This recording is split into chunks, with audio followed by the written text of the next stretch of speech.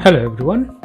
In this video I'm going to demonstrate the endpoint security testing, keylogger attack, cross-site scripting attack, SQL injection attack, and replay attack. All of these tasks are performed in CompTIA Security Plus Guide to Network Security Fundamentals, lab number 3. In the first part of the video, I'm going to use an anti-malware test file to test the operating system security of a Windows 10 virtual machine and built-in security of 3 well-known web browsers, Microsoft Edge, Google Chrome, and Mozilla Firefox. So I go to a Windows 10 machine and then open Microsoft Edge.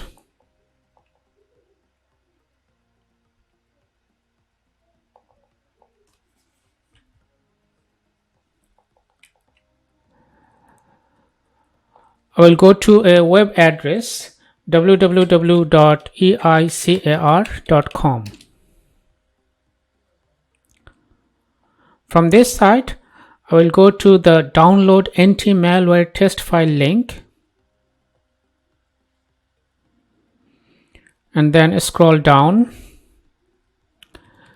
and in the download area I will try to download from the link that says eicar.com. So I click on that, and there is a warning in Microsoft Edge. To proceed, I need to expand more information and then click on continue to unsafe site.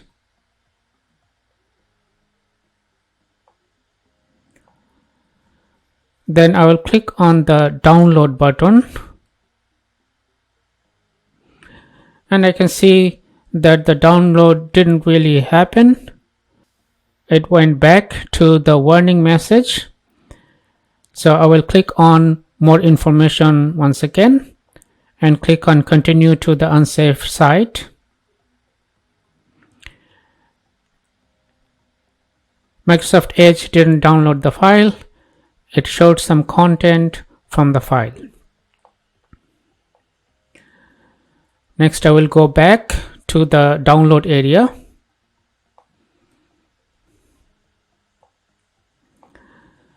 This time, I'm going to try to download another file called eicar.com2, which is a double zip file.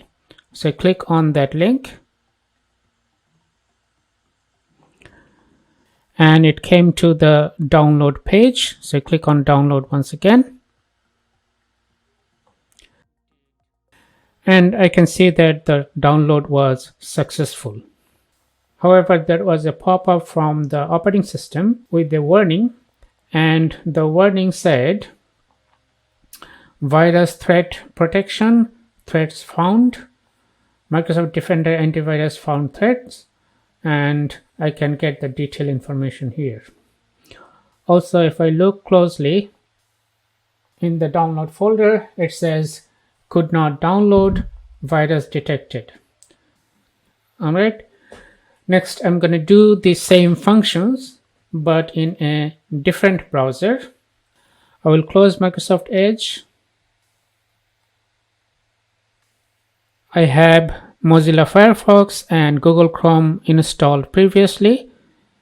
So I will open Firefox.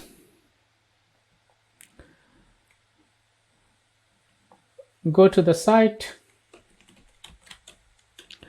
www.eicar.com,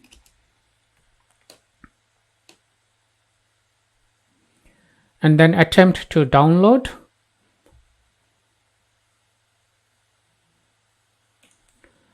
Scroll down on this page and then click on eicar.com.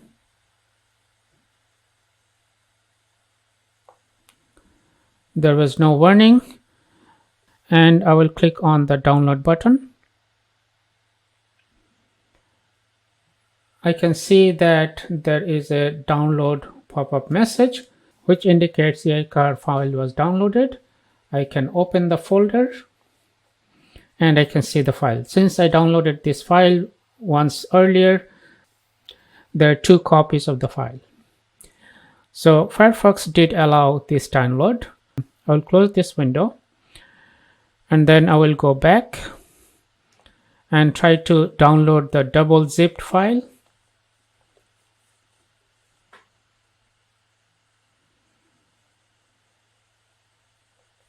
Click on download. I can see that the file was downloaded successfully. I can open the folder and can see the file. So I found there are differences how this anti-malware test file was handled by Firefox and Microsoft Edge. I will close Firefox and then open Google Chrome. I'll go to the site once again, www.eicard.com.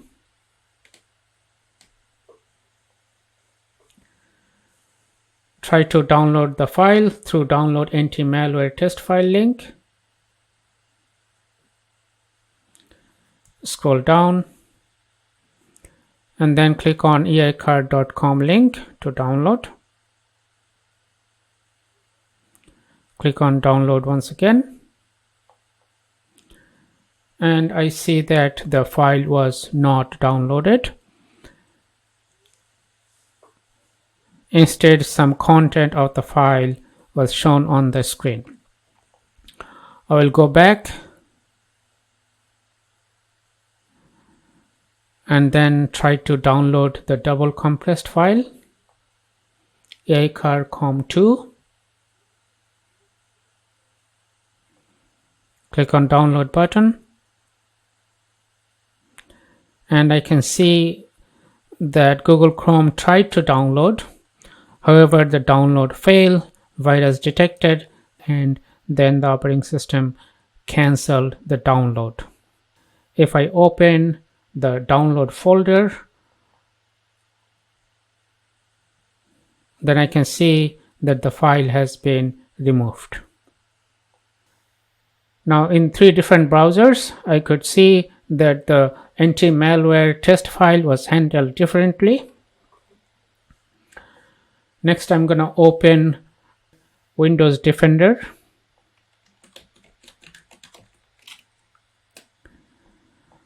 Windows Security. And then I will go to Virus and Threat Protection link. And I will perform a quick scan.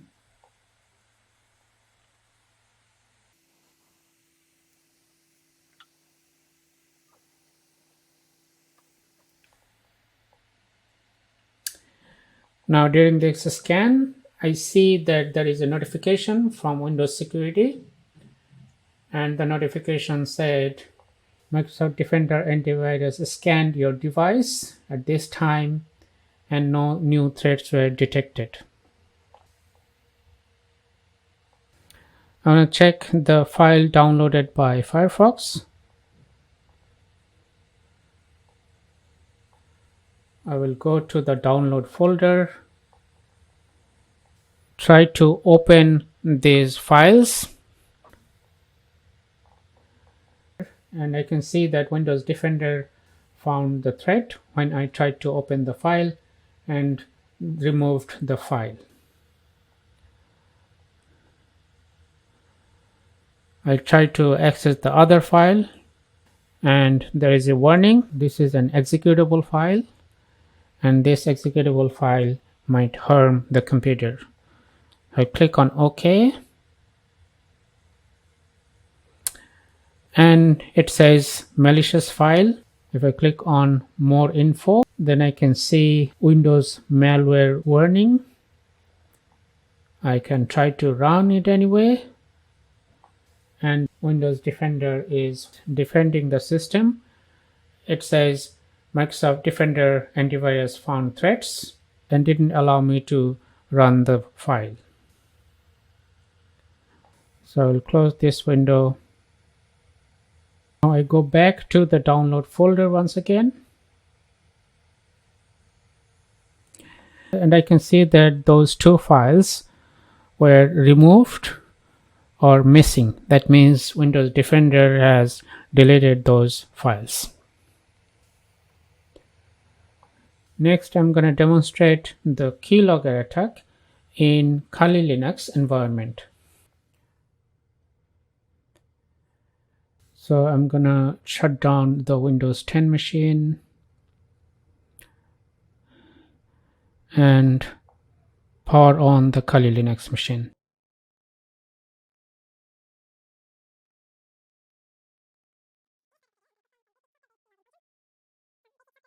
I'm going to perform some basic software-based keylogging. Keylogging can be done with software or hardware. A keylogger can capture the keystrokes of a user and log all these key press. So when a user types in the username and password and the keylogger can capture that information could easily be transferred to an unauthorized person.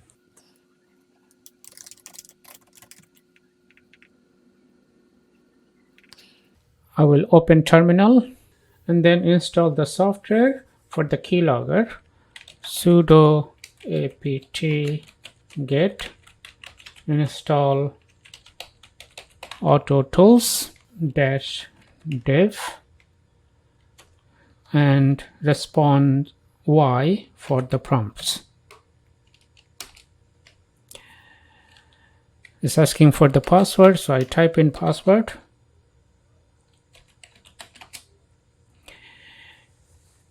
If your computer is not updated and upgraded, then you might need to issue the update and upgrade command, sudo apt update and sudo apt upgrade.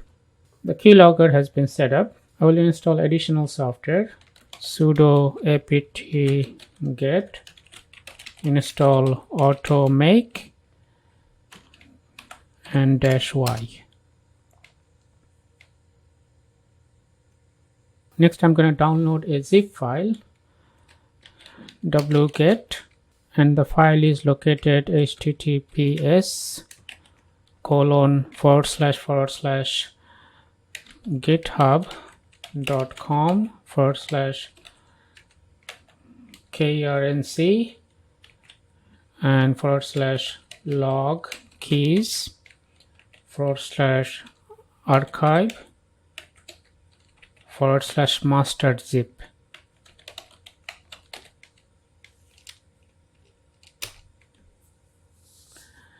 The master.zip file has been downloaded and saved.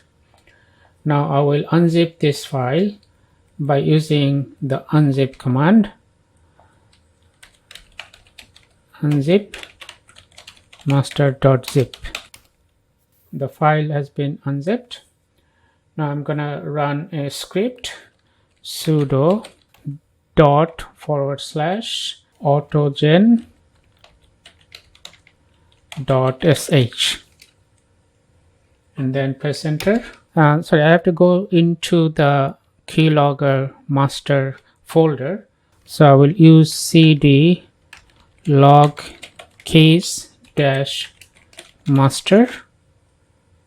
Okay, and press enter. I am in log keys -master folder. Next, I'm gonna run the script, sudo /autogen.sh. The script did run. Next, I'm gonna go to the build folder, cd build, and then use the command sudo /configure and press enter.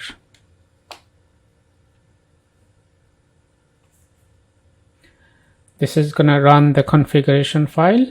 Next, I will use the make command, sudo make, and then sudo make install.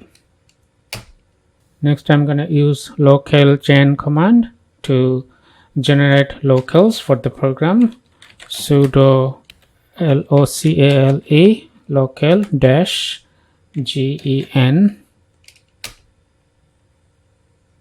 generation is complete. I can see the help page by using man and then log keys.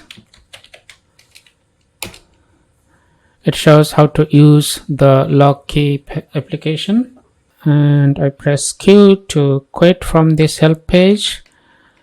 Now I'm gonna use sudo log keys -s for logging keystrokes. The program did not show any prompt or didn't show anything. However, this log keys application is being run in the background, and it's going to log all the key presses that I perform. So I'm going to do some key presses. For example, I will create a file nano, and let's say password.txt. This is going to open an editor, and I will type something. These are my passwords: ABC 123 @123, and I will exit by pressing Ctrl X on the keyboard. So Ctrl X and save the file. I will press Y. I will keep the current file name password.txt and press enter. So I created a file after I started the log keys application. By default, the log keys application logs all the keystrokes in a file under var log folder.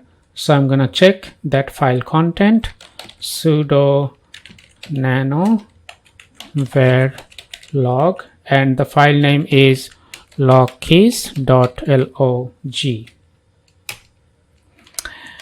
And here I can see, even though there are some special characters, I can see all the keys that I pressed: backspace, backspace, backspace, backspace, and some characters, and then backspace 1 2 3, left shift, and so on. Even though I did not type into the logkeys.log file, when I created the text file called password.txt by using the nano application, the log keys application that is running in the background is monitoring and capturing the key presses done by the user. So when you type a username and password, that can be logged and can also easily be sent to an unauthorized party. So I'm going to exit from this nano editor by pressing Ctrl X, and I will close the terminal. Next, I'm going to demonstrate cross-site scripting attack. I will power on the Metasploitable virtual machine. First, I will log into this Metasploitable virtual machine by using the username msfadmin and the same password, msfadmin. I will check the IP address of this machine by using the ifconfig command, and I can see that Ethernet 0 has the IP address 192.168.101.221. I'm going to use this IP address to access this machine from the Kali Linux machine. So I go to the Kali Linux machine, and then I will open the browser Firefox, type in the IP address of the Metasploitable virtual machine, which was 192.168.101.221, and press enter. It did load a web page, and this web page is coming from the fact that the Metasploitable virtual machine is running a web server, a database server, and PHP in the background. I will open DVWA. DVWA is basically damn vulnerable web application. It is intentionally made vulnerable. So I'll open that one. And then I will log in by using the admin as username and password as the password. I'll save this password so that next time I don't need to type the password. I will change the security of DVWA by going to this link, DVWA security, and then change the security to low and submit. The security level is set to low. Next, I'm going to press on XSS stored link. There's a page that uses stored cross-site scripting. I will type in my name and a message. Press on sign guestbook. I can see that the information that I entered here is displayed on the screen, name and the message.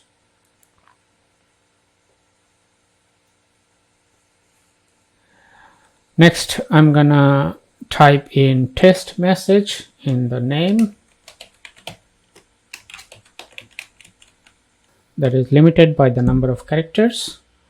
And in the message box, I'm gonna type script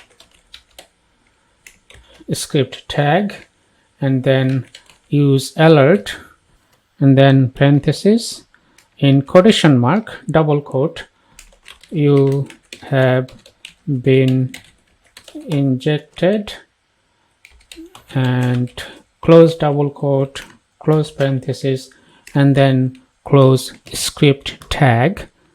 So closing tag script. Okay, then I will click on sign guestbook. I can see that a message has popped up. This message came from the fact that in the message I included a script with alert message.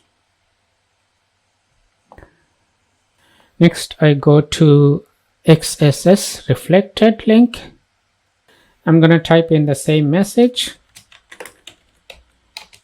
script, and then alert in parentheses, double quote, you have been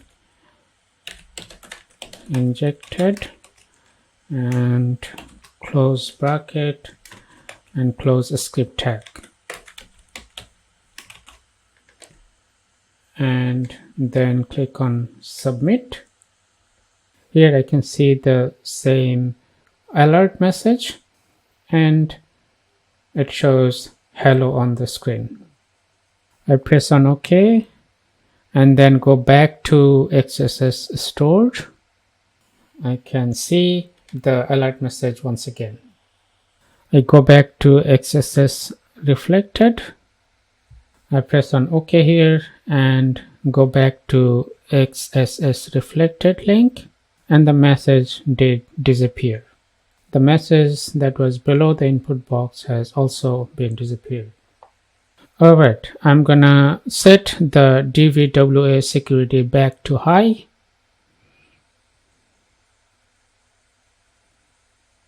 So that demonstrated the cross-site scripting attack, and I will close this DVWA.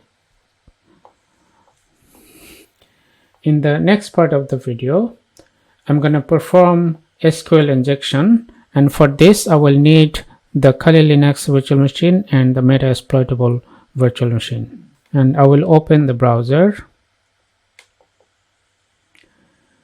type in the IP address of the Metasploitable virtual machine, which is 192.168.101.221, and open DVWA site. Log in using admin and password as the password. I will set the security level as low Now I will go to SQL injection link, and for the user ID input I will type in number 1. That means I am using the ID 1, and it's giving me some information about this user. The user ID is 1, first name is admin, and last name is admin. Next I will look for the information with ID number 3, so type 3 and submit. It gives me the information about the user with ID number 3. Try with 5, submit, and it gave me the information with user ID 5. Next, in the user ID input box, I'm going to type in something that is not expected from the user as user ID. I will type a single quote on the keyboard first, and then union select 1 comma @ version and hash sign, and then click on submit. As you can see, it gave me the first name as number 1, and then in the surname area it gave me information about the operating system version. So when I typed in part of some SQL statement with special characters, it did take the input and merged the SQL statement from me with the SQL statement that is running in the background when you click on the submit button. As a result, it showed some information from the user ID 1, as well as it gave me the information about the operating system version.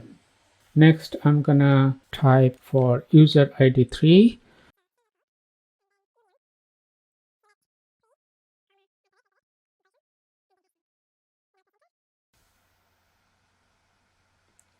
Next, I'm going to try to inject another SQL. I will start with a single quote, union, and then all select system underscore user, open bracket, comma, current underscore user, open and closing bracket, and then hash, and press on submit.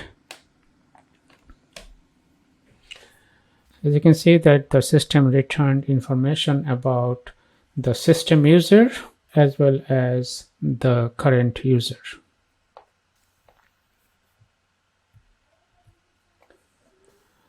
Next, I'm gonna try another single quote, union space select 1 comma database, opening and closing bracket, and hash,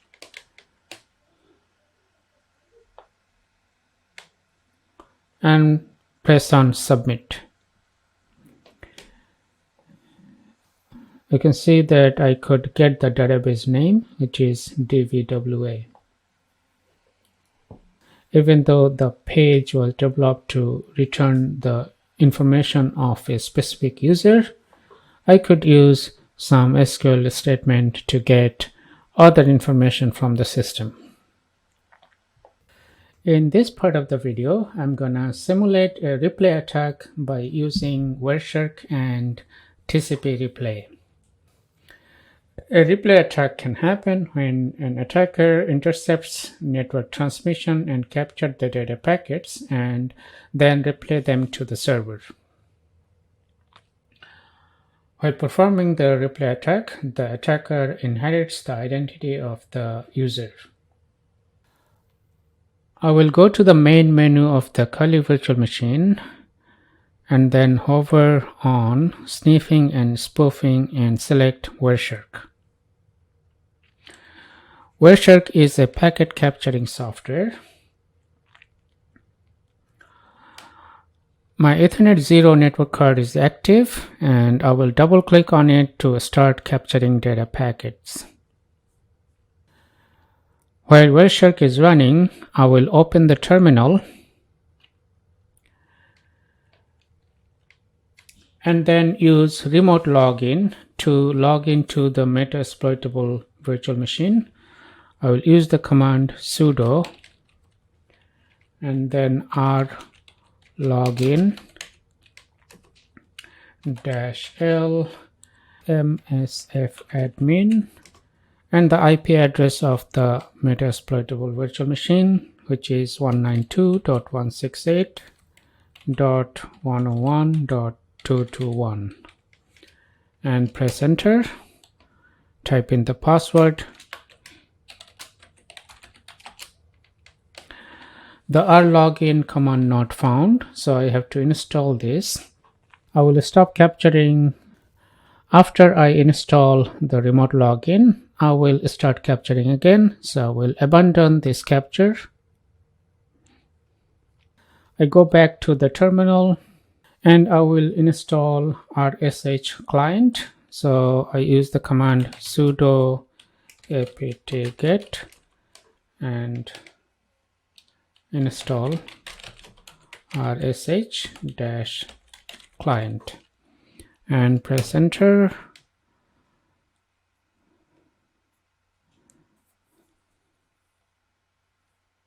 That has installed our login or remote login.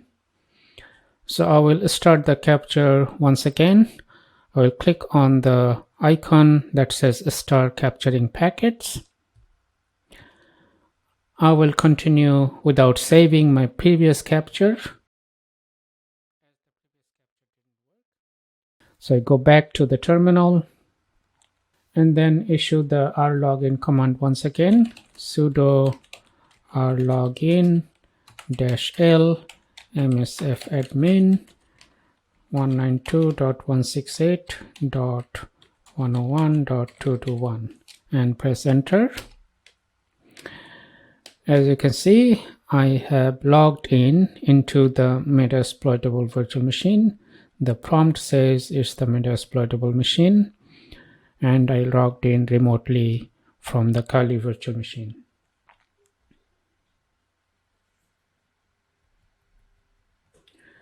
Now I can stop capturing this data packet. So I go to Wireshark and then press on the stop button.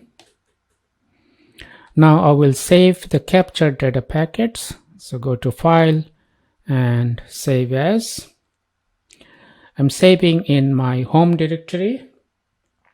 I will name this file as replay attack, and the file extension will be pcapng.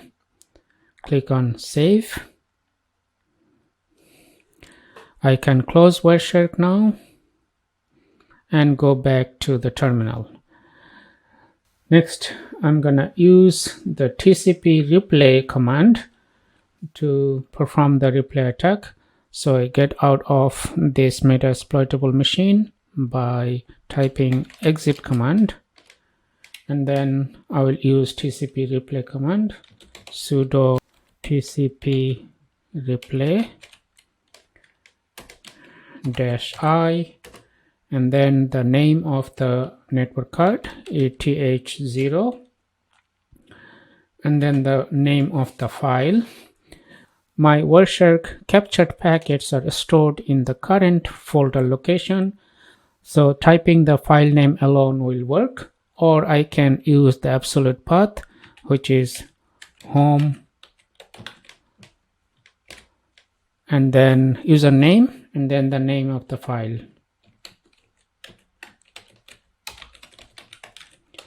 replayAttack.pcapng. All right, so I press enter.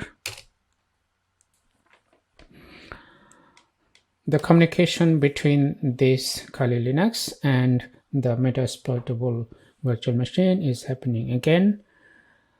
by using the captured data packet with Wireshark. I will wait for the communication to complete.